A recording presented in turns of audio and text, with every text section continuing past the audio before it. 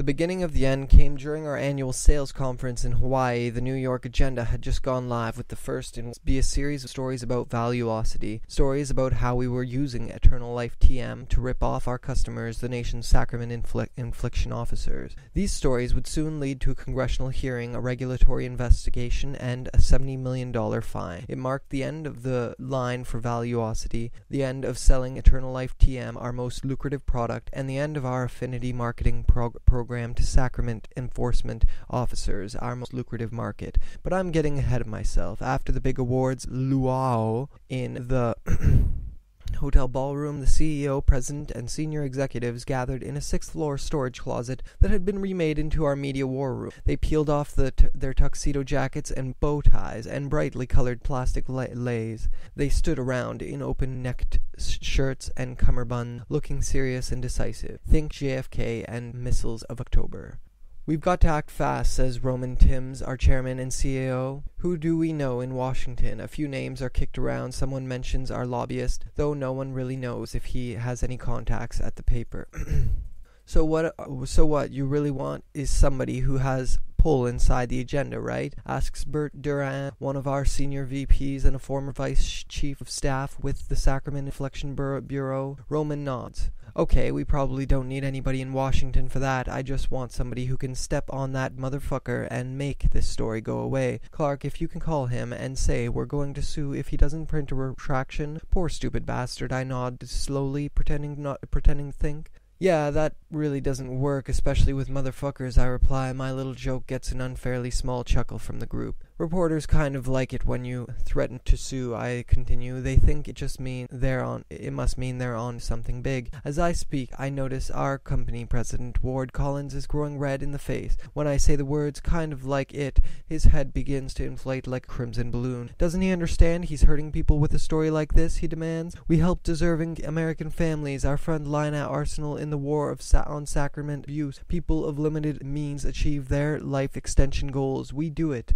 "Oh yeah, that's what we need right now, Ward. That'll work for sure. Nobody else is doing what we do," he continues, "helping the middle-class consumer achieve eternal life, but we can't do it for free. That's why we use Eternal Life TM. The paid-up commission allows us to provide full-service life extension planning for those who otherwise can't afford it. Why can't the agenda write that story? Poor stupid bastard."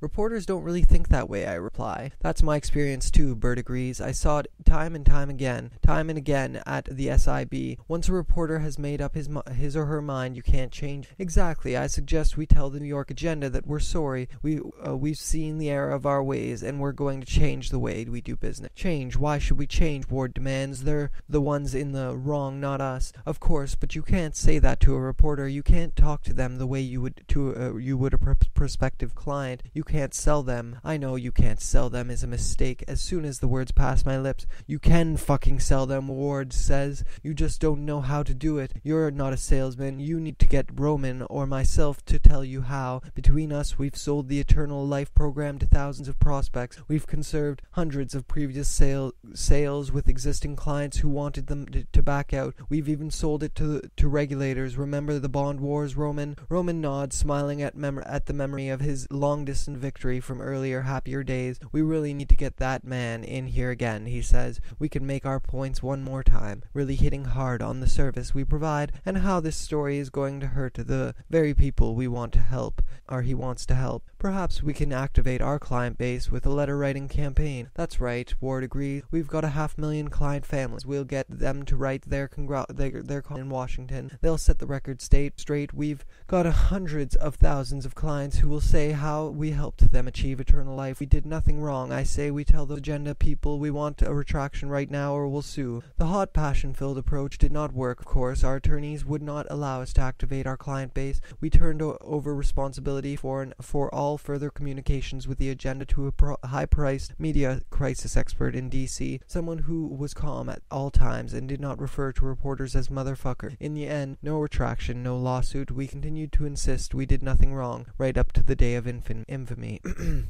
LEC orders $70 million payout. The U.S. Life Extension Commission, LEC, has announced that Dallas-based Valuosity Life Planning Inc. will pay $70 million to settle allegations of unfair market practice. It is alleged that the company unfairly sold life extension policies as immortality plans targeted at sacrament affliction personnel, promising the policyholders eternal life in exchange for their monthly investments with huge upfront fee. It is estimated that around 75,000 government officers purchased the policies, which the LEC alleges in most cases generated very few additional years of life. Although failing to admit any wrongdoing, Valuosity has agreed to the payout in order to move on and focus on providing for its customer. This settlement is in the best interests of our clients, employees, and advisors, and will allow us to focus on moving forward as we continue to provide services to our policyholder. The company's CEO, Chairman Roman Timms, said in an official statement. The LEC said that sacrament affliction personnel already had access to various government-sponsored life extension products, including variable gene resequencers and cryonic therapy, meaning that there was no need for further life extension policies from the private sector. My beloved creations, they should have listened to their truth doctor, could have just said, "We're sorry and we'll stop being bad," and it would have all been over months before. Instead, we fought back and we were compelled to stop selling Eternal Life TM and the rest of our products to the deserving frontline agents in the war on sacrament abuse. You may find this odd, but I counted it as another victory, albeit in a demented sort of way. Sure, a $70 million fine is bad news, very hard to spin, but the good news, I was right, and that's what it is really important. Any truth doctor would have been proud. Then a few months later, Edward Milton received a promotion to the senior executive ranks. During the agenda crisis, he served as just another departmental director. A few months after we paid our fine, Roman put him in charge of about half the company, including the Department of Truth Doctoring. He promptly hired a new truth doctor, a professor of media relations at the Management Information Foundation seen on TV, and that's when I became a lowly technical writer who had to park my Lexus LS400 in the blazing Texas sun with all the other insignificant employees who did not rate as space in the executive parking garage. Not that it matters. Edward Milton has gone to live Jesus now. I regarded my undeserved demotion as an unpleasant occurrence, to say the least. As a superior being, I am of course gifted with extremely developed senses and emotions, far more developed than those my fellow Homo sapiens who must park in the blazing Texas sun instead of the executive parking garage. I am quite empathetic, suffering the pain of the world. This insight into the feelings of the insignificant ones is sometimes all that allows me to endure their weaknesses and failures. Even so, my special gift is also a nightmare. I am very sensitive to criticism and defeat. Oh, I didn't show any outward signs of my injury. I'm far too superior a being for that. Still, the insignificant ones could see my pain. In the past, they greeted me with great fanfare and gazed upon me with envy. They coveted my corner office and parking space in the executive parking garage. Now, instead of admiring my unlimited success, power, and brilliance, they looked upon me as a wounded creature. Don't worry, they never fire anyone here, one of the insignificant ones advised. Ah, gloomy times, I tell you, my beloved creations. It is lonely at the top. It is especially lonely at the top when you have fallen to the bottom. I do not expect you to understand this loneliness any more than the insignificant employees of Valuosity Life Planning understood it. As a superior being, my situation could only be grasped by another superior being, another equally special or high-status person. Fortunately, I could not find no such person in my orbit. I was condemned by circumstances to suffer alone. My pursuit of high achievement and top performance had been disrupted by undeserved defeat. My ambition and confidence took a nosedive. Sustained feelings of shame and humiliation engulfed me. I soon fell into a dark depression, fed by these insignificant suggestions that I should be glad to enjoy life, lest you find me too grandiose. Yes, I have read the critical words of your heretics and artists. You thought I didn't know. As I was saying, lest you find me too grandiose, please understand that I don't blame the insignificant ones. In fact, I was touched by their concern for my welfare. One day after lunch, I returned to find a half dozen of my fellow technical writers in the LET department laughing around the computer monitor in the adjoining cube workstation of Sam Pack. He leapt to his feet and offered me his chair. "Ah, Clark, in time," he said. "It's time for your personal apocalypse." The subject of my co-workers' amusement, an on-beam message board dedicated to nocturnal creations about the conclusion of time. "Actually, I've seen this one before," I replied. "These people are nuts." "You're talking about the message board," Sam said. "This is PAAGO, a new app." "What?" Personal apocalypse algorithm. It generates a description of how the world would end based on your own personality. Go ahead and plug in. It just takes a minute. I abhor the so-called personality evaluation websites, particularly when others will see the result at the same time I do, before I can do any truth doctoring. I like to make people laugh. However, I hate to be laughed at. Nevertheless, I was already seated at the computer, committed. I peeled off the backing fresh transdermal patch and slapped it on my forehead, then clipped the transceiver lead to my left ear. The implant canvas immediately jumped to full 3D, a landscape of exploding rocks and molten lava with assorted mushroom clouds erupting along the horizon and winged demons flying overhead. The images froze and the screen flickered, then filled with text. The onlookers erupted with laughter. "Look, Clark's a high-level alien." "Congratulations, you are a high-level alien. It is by your high level of alienness that you move well through life at the end life of planet Earth. You are creating a giant hole to burn out, to fade. Struck from the South Pole, planets will fly out in a manner that has been masterminded by the wise ones, i.e. the global conspiracy. Even in an emotional coma you live on in the secret underground bases, the world falling into a crazy idea generated by the secret government, or even not an idea but a result of the action of a few crazy Frankensteiny scientists. It's recorded in the Guinness Book. They will come finish it, and then you can finish it too. Maybe not in my life. Let us think it through. Basically, you move away from most of them, the lesser aliens who have been on the creation of life that is, in fact, the end of life. I think the Circadians said that. There is also the mind control, of course. It's another thing that will mess up everything around you. You shall believe that the sun's gravitational pull is ours to control. Well, that particular branch of celestial management and the fallen angelic presence is role modeled on what I believe, what I always say, the trigger. It's a better cobalt-salted nuclear device, and in turn we will be believing that the end of the world and Jesus shall come again to save the good and forgive the wicked. So you need two more items, basically very important items to achieve the biggest point of your life. I have them both. Whatever hits us will shoot the right cap off the whole genetic research effort of records and see their original order, or rather the recreational or rearrangement scientists here and there have been noting of the coming here on the planet. You are just a visitor here, subcontracting for that alien race. Then the Earth will just consume itself, our planet of convenient guinea pigs, everyone's races that have visited Earth, which is a moving target, and you fly into one agenda, then another. All of us are going to explode. In fact, we are almost already there. Probably 90% of the alien races are using what has already been expended through time, and it should not be bad, because coming here, it is my feeling that we can restructure that which we go into with the general discussions. Now check the cooking lava pot. Check on the on-beam message board of mankind. I'm telling you true, it is going to happen on this very planet. How the world will end. You will no longer be us in the world. You will no longer be made of biological matter at all. Rather, you be a star child. 2001 Space Odyssey, cosmic baby. Based on the laughter, I assume I am the only one who came out as an extraterrestrial.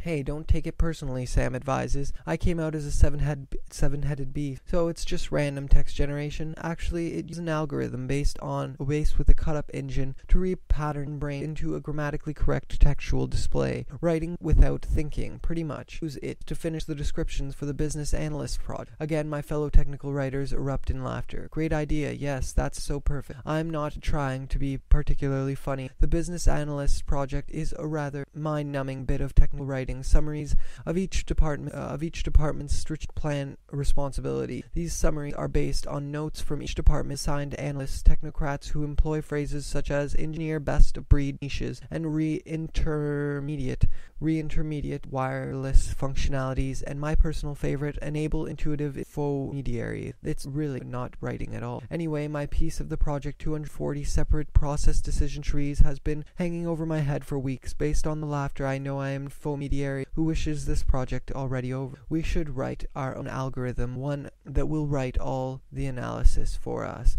That would be hilarious.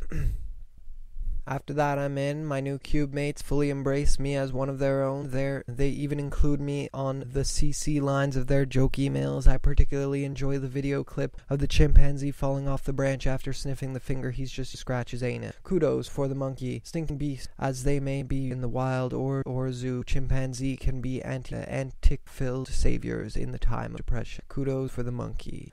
Leach, what the hell are you doing here? Carl Tesh, my old boss. Standing in the doorway, he looks unchanged, open collar, loosened tie, eyes sunken into the usual dark rings, the result of the 60 to 80-hour weeks considered standard for the paper's mid-level editors. Unlike the hourly reporters, editors are on salary and therefore inexpensively worked to cardiac arrest. One veteran had, in fact, died at his desk a few years back. I'm here to find out what year it is, of course. Libby has called together all of the downtown and bureau reporters to announce the successor to her New Year of the Child project. For the past 12 months, no story about kids has been left behind. Big Sunday features, multi-part series, first-person commentaries, dozens of tales of predictable pathos, all stamped from the dough of human suffering. Nathaniel West's heart-shaped cookie cutter. These big projects are considered an ideal technique for snaring journalism and showcasing the paper's good writers. In case you were wondering, Libby says we have 3. I do not much care for Libby. It's supposed to be about race, Tesh says.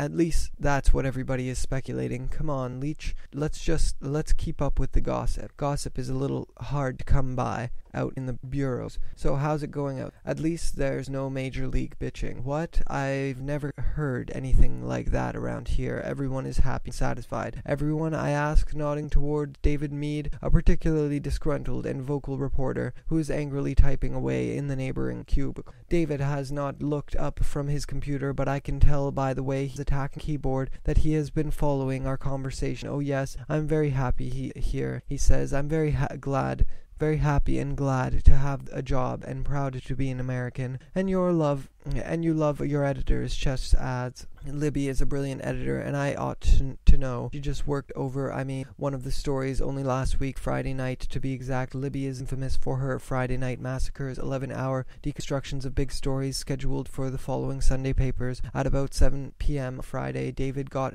the call at home from Tesh. You better get back here quick. Libby's just read your Sunday piece, and she's got a lot of questions. David claimed the story was so marked up that Libby's notes and questions were actually longer than his text, and just in case anyone doubted him, David copied the edited file to everyone in business news, including a CC to me. Since David is a nationally known technology reporter, I found it somewhat comforting to see his vivisected copy look a lot like my own after a Libby edit. Did you know I didn't fill in the final hole in that story until after midnight, David? We actually missed the bulldog. I did know everyone knew he told the story often. I only live that one day I might write something worthy of her compliments, he adds. Her compliments are so liberally dished out.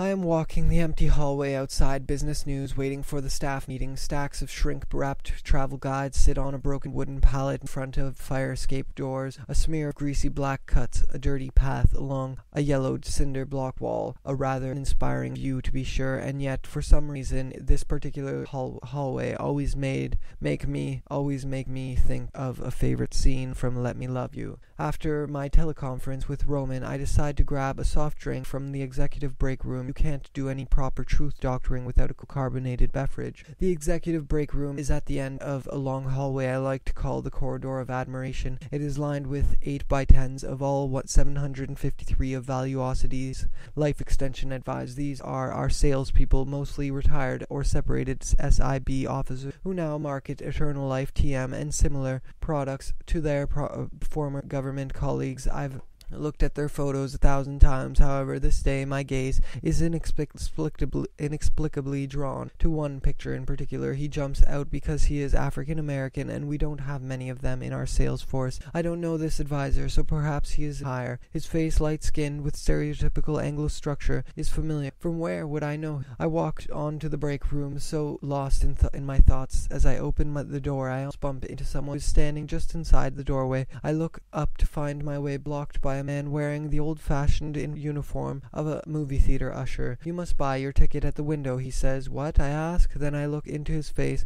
He is the man whose photo I had seen in the corridor of admiration. Now I know why he looked so familiar to me. He looks like a young version of, but with a shadow across his face. "You must stand behind the stripe," he tells me, pointing to a line on the floor. So I take several exaggerated steps back, stopping at a sort of half wall I had not realized was there. "Is this good?" I ask, feeling a surge of disdain rise within me. "You just tell me where you want me to stand." The usher ignored my sarcasm. "Yes, that is sufficient," he says. "I am going to ask him why he is here and who he is to challenge me, but then I am distracted by the sounds of her mufflerless internal combustion. Trouble at Valuosity. Good thing this company has a truth doctor on the payroll." I step back to the court of admiration, but now I notice part of it appears to be the lobby movie theater. The advisor photos replace the backlit panels depicting a streetscape I recognize as New York City. I run to the end of this corridor where I spot the source of the disturbance. 4 floors down, the bottom of Valuosity's lobby atrium, are 2 men on motorcycles. How did they get inside the building? Pandemonium.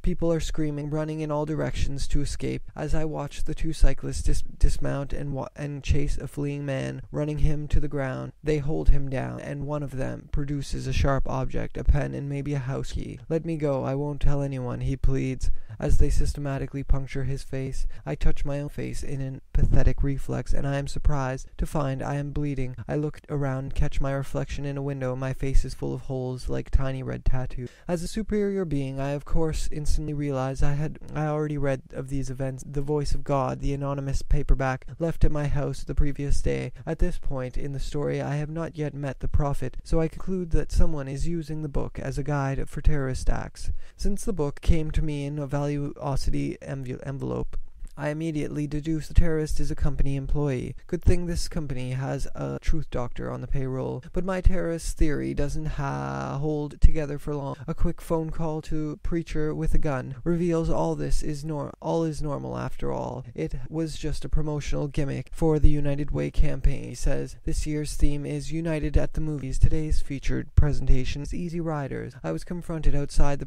the executive break room by a man dressed like a movie theater usher. I say, "Right, that's part of the movie theme, too. The break room and the hallways are being turned into a movie lobby. Didn't you see the decoration? Just a promotional gimmick. Still, the explanation doesn't account for all I saw." A quick look at the men's room mirror reveals my face is bleeding from several puncture-like wounds. I clean myself up as best as I can, then return to my office. "Oh my God, what happened?" asks Courtney, my 22-year-old administrative assistant with the big boobs and tight ass. She sits on the edge of the desk and takes my face tenderly in her hands, daubing at my wounds with a tissue. As she inspects my forehead, I am provided with an unobstructed view down the front of her blouse at the impressive anatomical feature that inspired a secret nickname known only to me and shared with some buddies and a few strangers over drinks at the 19th hole, the Dairy Queen. "I had an accident in the break. It looks like you smashed your face into a bed of nails. Doesn't it hurt?" I look at her and nod solemnly. Yes, it does. In fact, I thought I might go home and lay down for the rest of the morning, then come back this afternoon. Tonight we could get caught up, do some paperwork or something. I've got an enormous package I need you to wrap. The Dairy Queen slides her big boobs and tight ass off the desk and turns away from me towards the corner window. "I'm busy tonight," she says. "Doing what?" "I'm going out." "You going out like on a date?" "Yes, I'm going on a date. That's what single women." "Who is it?" "Tell me his name." "Maybe you should get your wife to unwrap your package." "You mean my ex-wife?" "Whatever. No way. It's too enormous for her." "What's the guy's name?" "I'm not telling you, and I'm not staying late tonight, but I have administrative." "Then maybe you should unwrap your own packet." "Oh, Courtney, looks just not cute anymore." "What? This, all of it? You?" "Me? Come on, Courtney, we're a team." "Not anymore." We're through. I don't want this anymore. You may want to quit? Are you crazy? There's no other opens in company. It is in this current economy. I don't think you want. This is not a smart move on my part, for the Dairy Queen instantly turns on me, hurling herself palms first onto my desk in a spitting rage. So now, come to that, she asks. You're threatening my job? Let's take it easy. These walls are not soundproof, you know. This is great, just great. What I meant to say, I knew I shouldn't have got involved with a coworker, let alone my boss. It's great, just great. No, it's not like that. I care about. She looks at me with a blank stare. She's thinking about it. I might still have a chance. Really, you care. I add, I probably should have started off with that. Always lead with your strongest material. Always with the jokes. No, it's not a joke. I'm not like that. Not anymore. Not about you anyways. Anyway, I really do. You're exactly like that. We're through. I'd been trying to figure out how to tell you, but now you've made it easy. We're through. Effective immediately. Come on, Courtney. I was just kidding around. A bad joke. I'm sorry. I'll tell you more thing. I'm not quitting. I need this job. When it comes time for my next performance review, you'd better give me a good one, because if you don't, and if you ever try anything with me again, I'll file a sexual harassment case against you so quick it'll make your package fall right off. You got it? Harsh. Judge me all you want, but I'm telling you, I didn't see that one coming. How did I go so wrong? Since separating from my wife last year, everything had been going fine. With the Dairy Queen, true, I told her the divorce might take a while, and I wasn't quite ready to think about my marriage again. She understood. Also, to my credit, I'd been faithful to her. Generally, been having a great time. Then, out of left field, wham bam, boyfriend. How did it happen? As much as I like to explore this issue, I really have no time to spare. There are much more important and critical matters to consider on this strangest of days, but where do I start? Stopped in the hallway by the stranger, handheld camera running. He requests that I join him for a visit to the research librarian, who works in the morgue at the windowless room where old newspapers go to die. In this scene, you're beginning to suspect that Dollar Bill Buckstop is behind an international cabal of evil intent. He explains he plans to use Fluoride 9 to create the world's first privately owned and operated deity. Who's Dollar Bill Buckstop? The billionaire with the insect eyes? The what? Whoa, the questions, cowboy. We'll shoot the backstory later. Okay, let's have a quiet on the set. What set? We're standing in the hallway. Scene 450, take 1, and action. We walk into the morgue, the scent of old yellow paper clipping filling the air. Stranger powers up his bula, the magneto hum catching the attention of Vera Mesa, the head researcher. She looks up from her work and smiles. Is it time for my scene already? She asks. Yes, Vera. Yes, Vera, you're in the limelight now. The stranger says, Did you?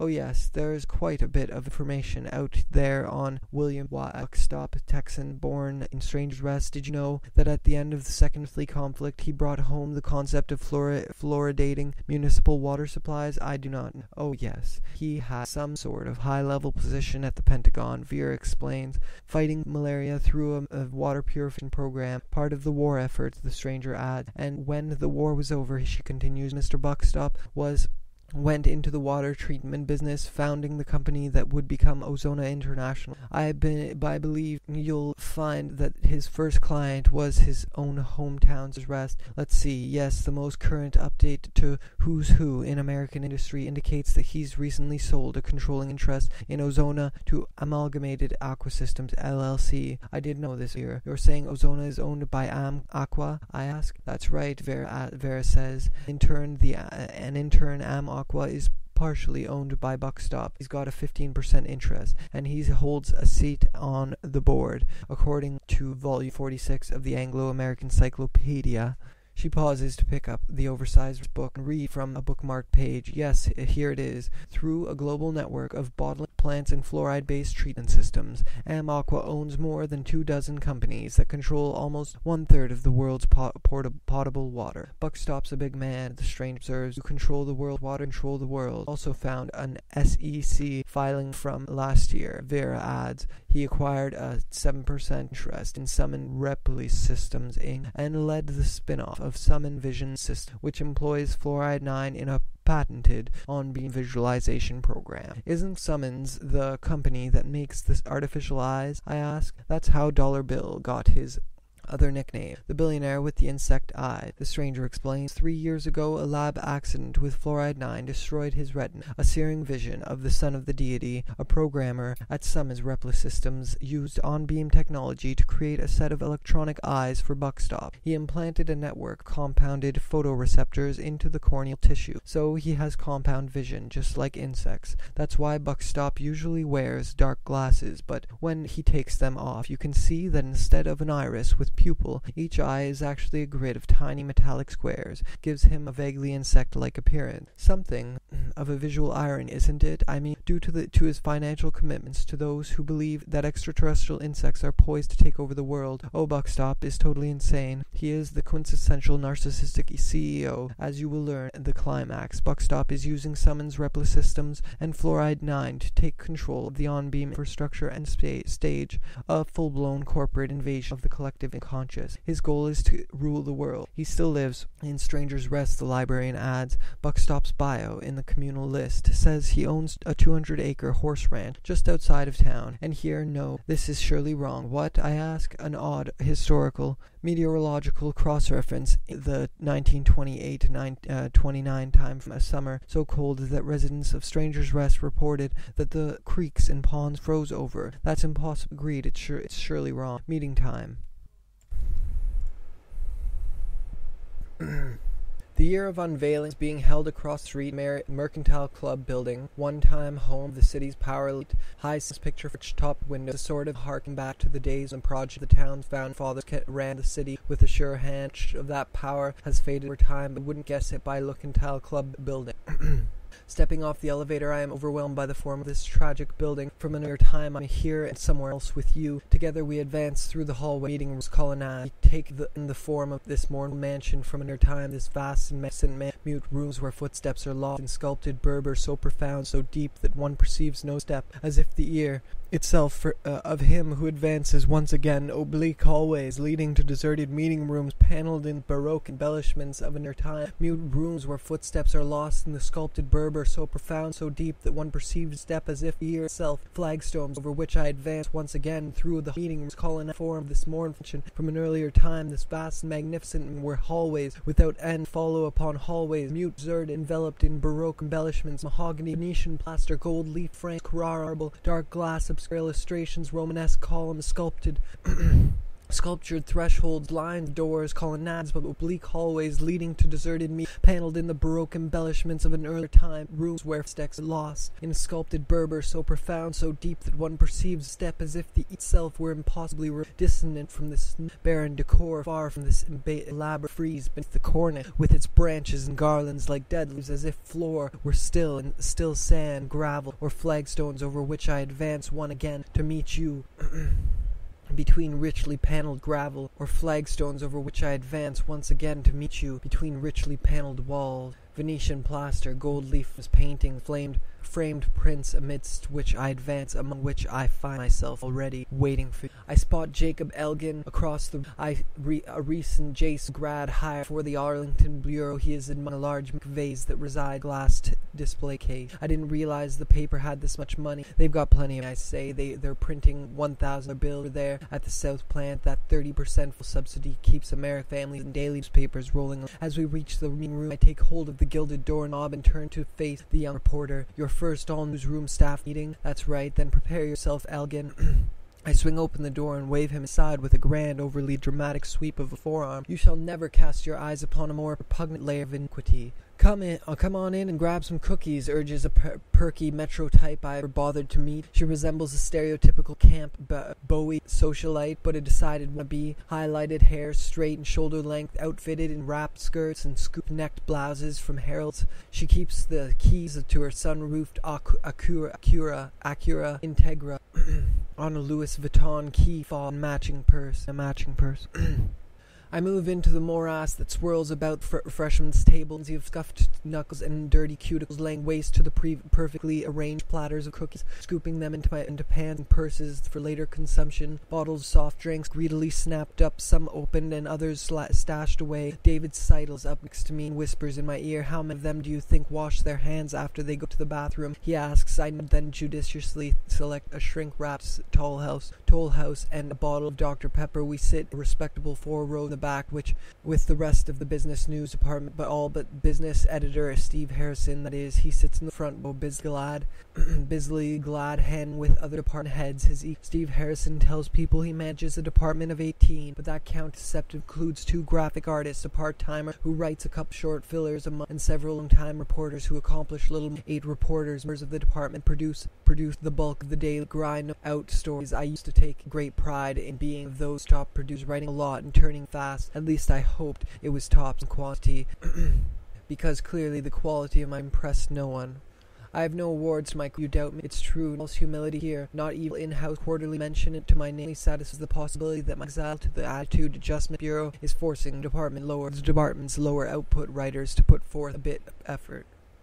"Okay, everybody find a seat and let's get started," instructs Courtney LaBouge, another Metro type. I don't know her either. I'm actually rather in, it would seem, but she is obviously a member of Libby's inner circle. She often does the opening and is known to repeat all pertinent gossip to the executive editor. Pertinent is defined as anything that casts Libby flattering. If you don't have a cookie yet, get one," Courtney pleads. "That's why we bought that." "What a kiss up," David whispers. "I have to agree, but I don't think about that for Libby Wright is stepping up to the podium. The walls are bleeding again, listening to one of Libby's speeches tend to do that to me, seeking if I look the window better. Nazi paratroopers have landed on 7, and there is a matter of my hand. Tiny white eggs on my hand are hatching into spiders, stripping the flesh from bone. Turns out the rumor correct. This is the year of race after that it does not appear to inspire his audience."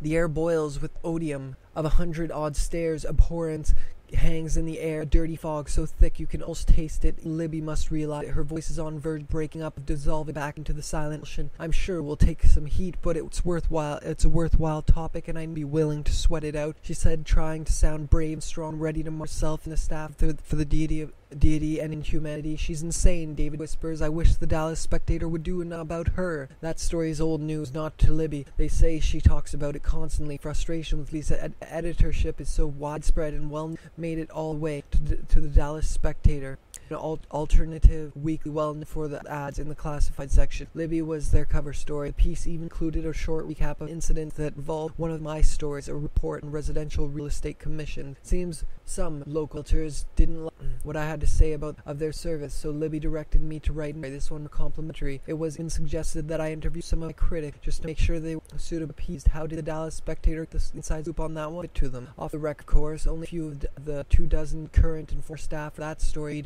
to be quoted by, because as we put it, I'm shaking with worry that Libby's going to fire. In the days before the story was published, it was heard that Libby had requested a distance phone report so she could determine any traitor had placed a call to the Dallas Weekly. No worries though, the Spectator called me at home.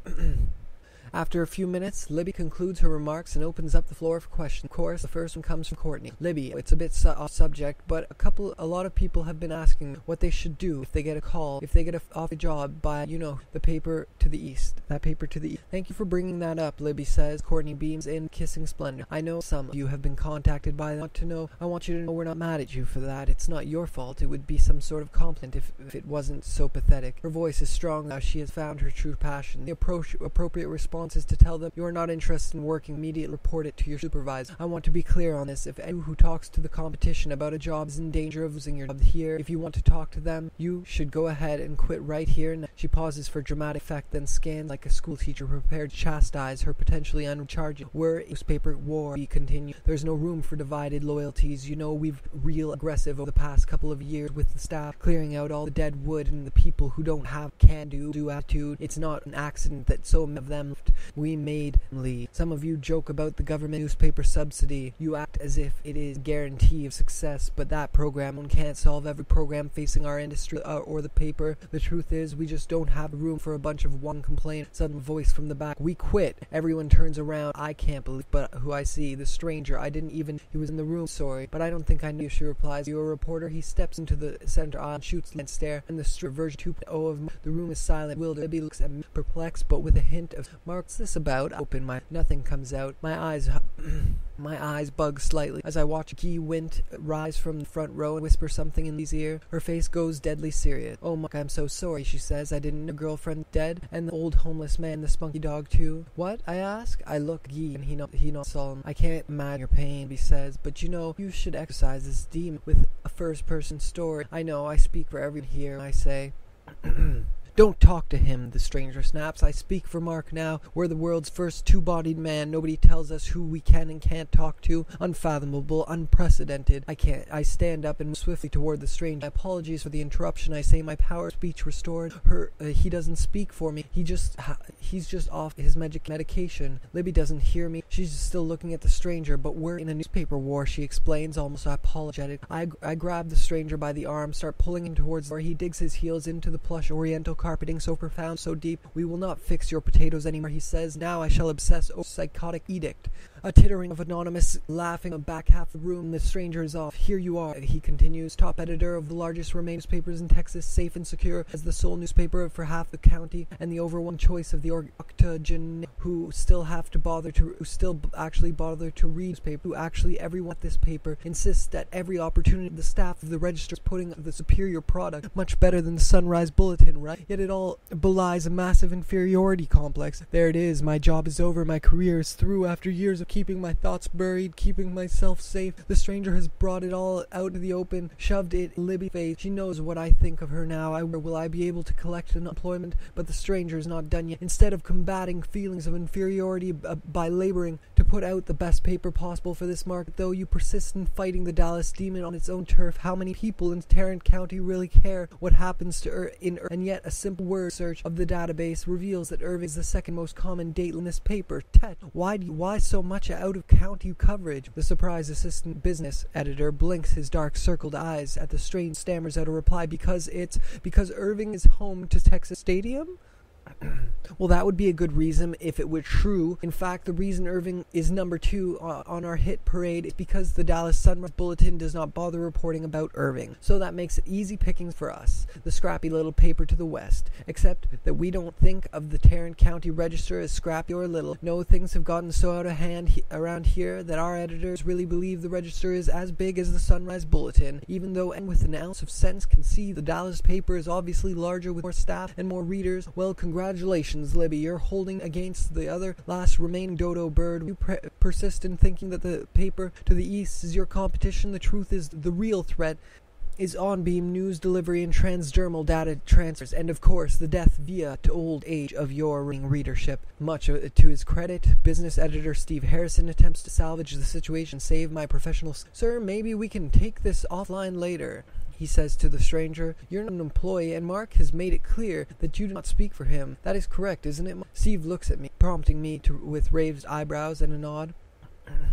All I have to do is nod my head in return, and my job will again be safe. My great job, back to late nights at Keller City Hall, or maybe eventually an exit from the Attitude Adjustment Bureau to continue my coverage of real estate and stories about the value of full commission real estate agent. And this is when I realized that my career is already over. The stranger is right, I reply. This story is now pointless. Gone now is my fear of losing this job, this prison, or perjury. This story is already over. 2 seconds it has become frozen. You worry about market share, yet I offered this paper, the greatest in 2000, a first-person account of the pending end of the world, but no, all you wanted was another story about a pair that rides a remote control car, and I blame you, Libby. It's not your fault at all, of course. I just don't like you. Once in the hallway, the stranger and I are all laughs in excitement as we high-five one another on the way to the elevators. You did it, he says. I can't believe it. Did you see the look on her face? I saw it, I remark. It was great. I can't believe she didn't fire you on the spot. Well, the day is not over yet. Don't be so pessimistic. You don't need to take this.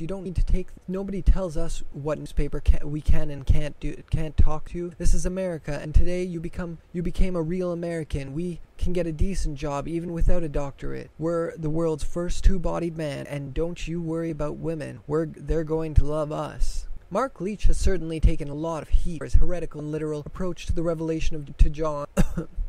To represent the other viewpoint, we welcome the Reverend Ida Purelife, a national syndicated televangelist and expert in the book of Revelation, all things rapture. Welcome, Reverend. Blessings from the deity. You and many other keepers of the deity have certainly given Mark Leach a lot of grief for his non-literal approach to the revelation to John. If it's in the Bible, then I believe it. Mark Leach does not. He only believes in himself. Leach says he views this book as representing the transcendent world in symbolic language, but in some scene that he chose to include in them, he does present a very well-known scene in rigorous literal fashion. Yeah, I'd like to see that. Let's roll the clip.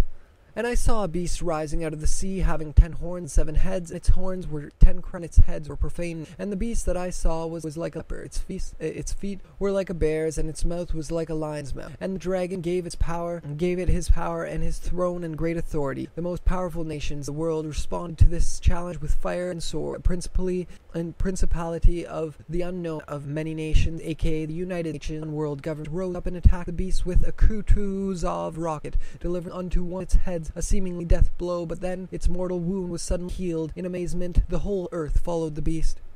They worshipped the dragon, for he had given his authority to the beast, and they worshipped the beast, saying, "Who is like the beast, and who can fight against it?" The beast was given a mouth, uttering arrogant and irreverent words. This was more than could be borne by the men of the fighting 182nd, especially Colonel Gary Zip Upham. "You can't take out the devil's creation with an atheistic Slavophile rocket," he explained. "This job requires a deity bless America Sam guided missile with nuclear-tipped warhead." Then the men of the fighting 182nd fired their weaponry into the heart of the beast, which exploded in a torrent of blood and fresh, acrid smoke and volcanic radioactive fallout upon the sand of the seashore, and the dragon was sore afraid. Care to share your thoughts on that? Godless, literal, false, once created worshipper of the deity.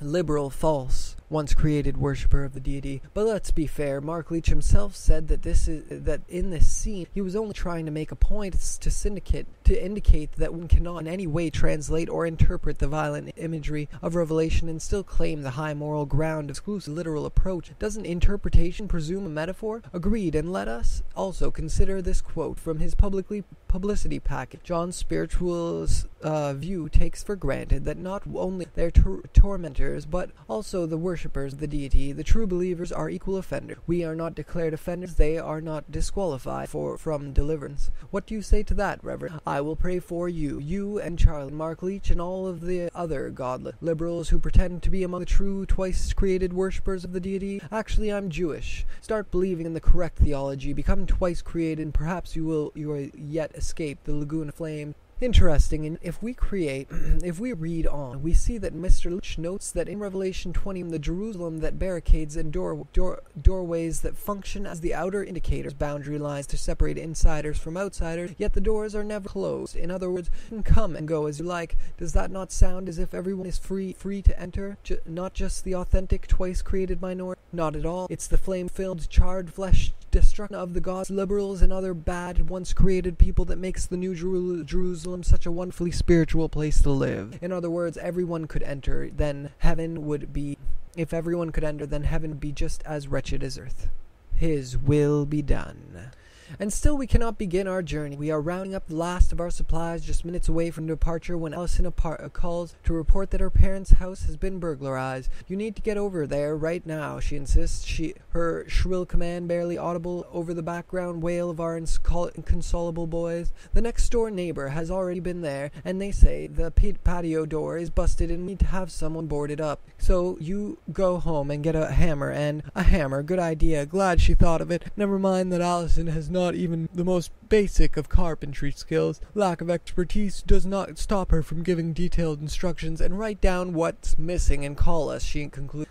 "Shouldn't you call the police first? I mean, for insurance purposes? We already called, and they said we should just go there and see what's missing. This isn't Kojak. Funny. If only every man could have a wife so funny. So it is that for the second time in as many hours I say exactly what is on my mind. Fuck you." "What did you just say?" "I think you know what I said." Silence on the line. Crystal clear satellite and link up so quiet that for a moment I think the connection must be dead. Then I hear her breath. "I've got to go now," she says quietly. "Are you going to board up the door or not?" "I'm going to board up the door, but I'm not going to fix your potatoes anymore." "What the fuck are you talking about?" she asks. "You never cook anything. You never do anything. I have to do everything. I have to take care of everything. I had to do all the clothes washing and packing before we left. I have to do everything here too, and I've got to start packing now to come back, and nobody ever helps me. I'm sorry you haven't enjoyed your vacation. Just forget it," she mutters and hangs up. Love you too.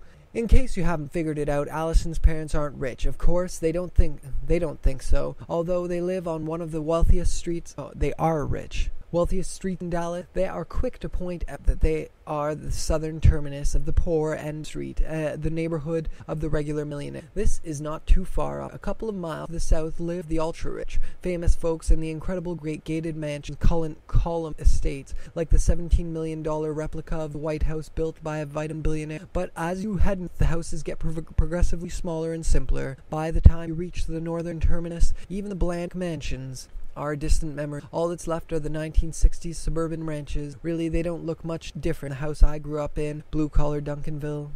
Life is relatively normal here, so normal, in fact, that I must to stop briefly road construction. What an inconvenience the rich must endure. Plastic cones mark a car-sized pit in the street. A man in an orange vest directs traffic with a matching orange flag. His partner leans on a shovel next to a giant mound of gravel. This is not the first time I encounter such a mound. At one time, Allison and I lived in a house on acreage. It is set back off a county road, perhaps a state highway or farm-to-market road.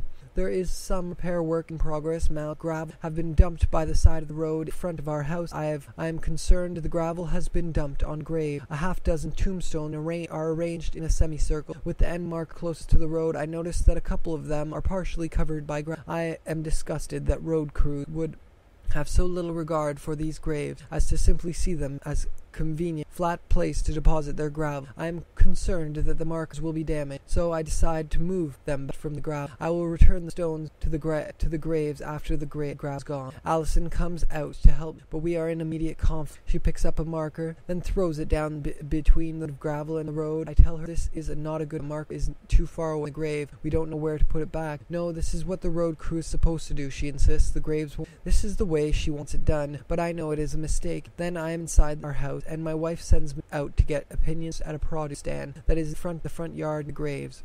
But first, I am supposed to go to the house across the street and pick up our son. Unlike our house, this is set far back from the road. There is also a gully between the road and the house, so part of the driveway is actually a bridge. As the driveway leaves the bridge, it widens to forms a circle by the front door. I walk to the house, and as I approach the front door, another parent arrives by car to pick up their child. I'm not sure if the kids are here for daycare, a party, or just a play date. I go inside the house, and it becomes my mother's home. I sit down with her in the living room. I tell her I am going to get in trouble with Allison because I am taking too long here talking to her. The produce stand's going to close soon. I explain to get the onion. My mother says this is really lost. The onions there are not very good right now. I tell her I know that, but with Allison it is better not to argue. Just do whatever she asks, no matter the outcome. Otherwise she'll be, what she's to say. Then I realize that Allison is in the house in the next room. She must surely have heard me. Now I am feeling more anxious because I know she won't like what I have said. I can't believe I was so careless as to talk out loud about her. Back on the driveway with the boys, we are ready to go home, but part of the bridge is missing. The only way across the gully is a narrow beam about 10 feet. I can't walk. The beam is too narrow and the distance to the bottom of the gully is too great, so I think about crawling down the gully and walking through it